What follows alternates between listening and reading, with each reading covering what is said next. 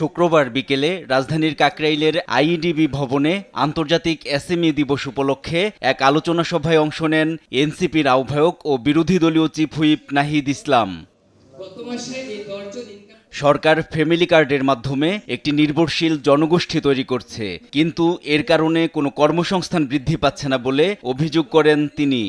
1 কোটি তরুণদেরকে কর্মসংস্থান বা উদ্যোক্তা তৈরি করতে পারি, তার দ্বারা অনেকগুলো পরিবার উপকৃত হবে, কিন্তু সরকার সেই পথে তো হাঁটলো না। সরকার যেটা ফ্যামিলি কার্ড করলো, একটা নির্ভরশীল জনগোষ্ঠী তারা আবার তৈরি করতেছে এবং তারা মধ্যবিত্ত থেকে ট্যাক্স নিয়ে তারা গ্রামে ফ্যামিলি কার্ড দিবে এবং যেটা কোনো আসলে কর্মসংস্থান তৈরি করবে না।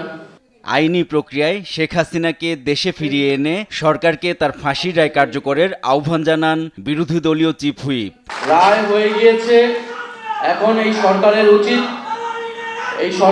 উচিত যথাযথ কূটনৈতিক আইনি প্রক্রিয়ায় গণহত্যাকারীকে দেশে ফিরিয়ে এনে রায় কার্যকর করা। আমি মনে করি এটাও দেশের স্থিতিশীলতার জন্য একটা বড় উদ্যোগ হবে। এদিকে দুপুরে বায়তুল মোকাররমের সামনে ভারতীয় আগ্রাসনের প্রতিবাদ ও জুলাই সনদ বাস্তবায়নের দাবিতে সমাবেশ করে ইসলামী আন্দোলন বাংলাদেশ। এ সময় দলটির মহাসচিব গাজী আতাউর রহমান অভিযোগ করেন, বাংলাদেশকে অস্থিতিশীল করতে চক্রান্ত করছে ভারত, তবে যে কোনো বিশৃঙ্খলা রুখে দিতে প্রস্তুত ইসলামী আন্দোলন বাংলাদেশ। দেশে নতুন করে সংকট তৈরি হলে আবারও আন্দোলনের ডাক দেওয়ার ঘোষণা দেন দলটির মহাসচিব গাজী আতাউর রহমান। এনআই নাহিদ, দেশ টিভি, ঢাকা। জুলাই সনদ বাস্তবায়ন এবং গণভোট